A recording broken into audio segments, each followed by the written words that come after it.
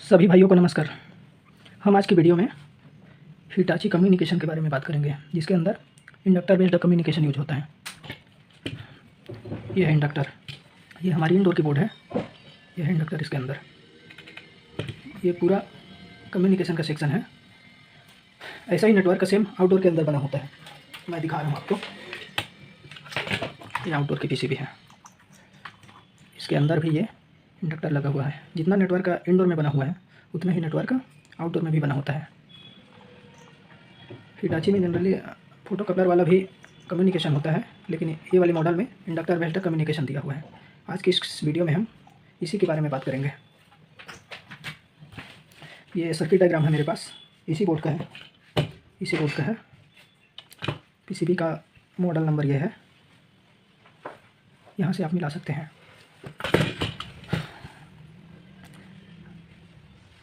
तो आइए बात करते हैं, सर्किट डायग्राम के माध्यम से समझने की कोशिश करते हैं। पहले कंपोनेंट देख लेते हैं क्या क्या यूज हुआ है इसमें। ये एम्पलीफायर आईसी है, ये इंडक्टर है हमारा, और ये दो डायोड है प्रोटेक्शन के लिए, और ये छोटे छोटे जो दो ट्रांजिस्टर भी दिए हुए हैं इसमें। ये छोटे छोटे ट्रांजिस्टर है। ये पीसीबी में वीडियो में आ भी नहीं रहा होगा, बिल्कुल छोटे पैकेज में है। तो ये वाला बोर्ड है, इसमें आप मैच कर सकते हैं। तो आइए समझते हैं कैसे इसका कम्युनिकेशन होता है, कैसे सिग्नल इंडोर से आउटडोर को जाता है। आइए समझने की कोशिश करते हैं दोस्तों। अगर वीडियो अच्छी लगती है तो लाइक शेयर वगैरह कर दिया करो भाई। कम से कम इतना मेहनत कर रहे हैं यार, सर्किट डायग्राम बनाने में कितना टाइम लगता है आप लोग के लिए। तो कम से कम चैनल को सब्सक्राइब और लाइक भी तो कर दिया करो, कम से कम हंसते हुए लाइक कर दिया करो यार। इसमें क्या जाता है, आपका तो कुछ लग ही नहीं रहा है इसमें। हम लोग का अगर मनोबल बढ़ाना है तो लाइक सब्सक्राइब और शेयर भी कर दिया करो भाई लोग। तो आइए समझते हैं। तो ये हमारा इंडक्टर है, ये दो ट्रांजिस्टर लगे हुए हैं एनपीएन, ये दो डायोड है। ये हमारी एम्पलीफायर आईसी है। इसमें इस एम्पलीफायर आईसी को दो तरह से यूज किया है। इधर तो एम्पलीफायर यूज किया है एक चैनल को, और दूसरे चैनल को एज ए कंपरेटर यूज किया है। सर्किट डायग्राम के माध्यम से समझना थोड़ा सा इजी रहता है। पीसीबी में तो डायरेक्ट समझाना मुश्किल हो जाता है, इतना छोटे पैकेज में दिया हुआ है, सारे आइटम समझ ही में नहीं आता। तो देखते हैं RX और TX कैसे होता है। जैसे ही हमारी आउटडोर से कुछ पल्स आएगी, जैसे ही पल्स आएगी तो इंडक्टर को चार्ज करेगा। जब ये प्राइमरी इंडक्टर चार्ज होगा, प्राइमरी कॉइल चार्ज होगा, तो सेकेंडरी कॉइल में इफेक्ट आएगा, और जैसे ही इफेक्ट आएगा तो ये 12 वोल्ट जो है ऐसे पास होगा, ऐसे पास होगा। और इस एम्पलीफायर की आईसी में जो नॉन इन्वर्टर की पिन है उसको हाई करेगा। जैसे ये नॉर्मल कंडीशन में है, जैसे जो भी डेटा है इसका, ये ओनली इंडोर का डेटा है, आउटडोर कनेक्ट नहीं था, तो आपको बता दे रहा हूँ मैं।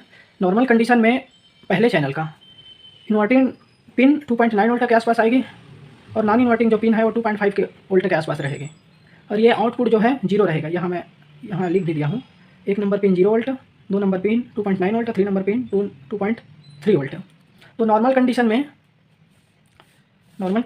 में यही वोल्ट मिलेंगे आपको सारे पिन में। VCC 5 वोल्ट दी गई है इस एम्पलीफायर आईसी को, और हमारे इंडक्टर को 12 वोल्ट दिया गया है SMPS से डायरेक्ट उठा करके। तो पहले तो RX कैसे हो रहा है, यानी हमारी जो MCU है यहाँ तक पल्स कैसे आ रही है आउटडोर के माध्यम से। तो क्या करेगा, यह जो इंडक्टर है इस एम्पलीफायर के जो भी नॉन इन्वर्टिंग का जो वोल्टेज है उसको बढ़ाएगा। जब नॉन इन्वर्टिंग पिन हाई होगी उस कंडीशन में ये आउटपुट होगा।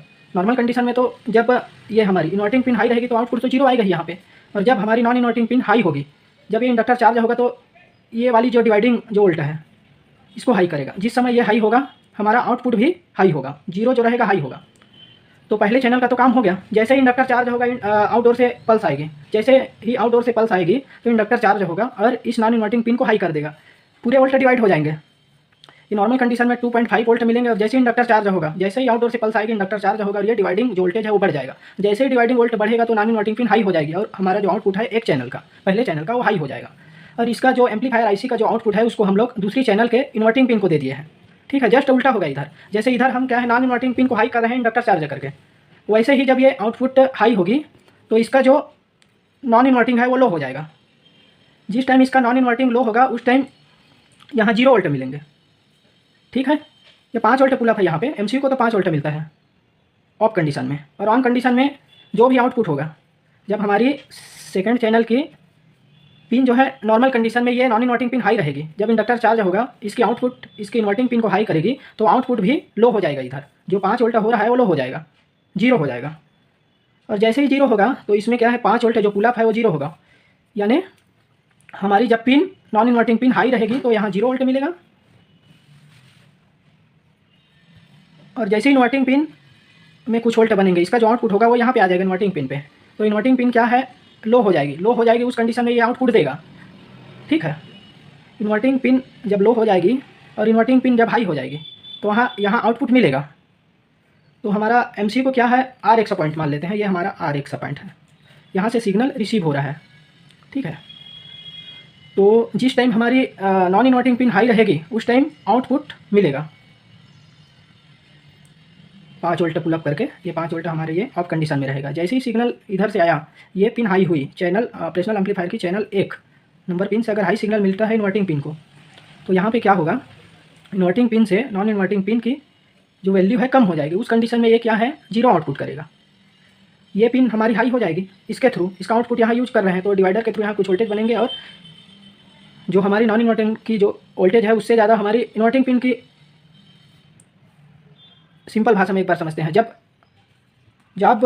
ये हमारी नॉन इन्वर्टिंग पिन हाई रहेगी उस टाइम हमें कुछ वोल्ट मिलेंगे। ठीक है, और जिस टाइम हमारी इन्वर्टिंग पिन हाई हो जाएगी, उस टाइम 0 मिलेगा। जिस time non inverting pin high होगी उस टाइम हमें 5 वोल्ट मिलेगा यहाँ पे।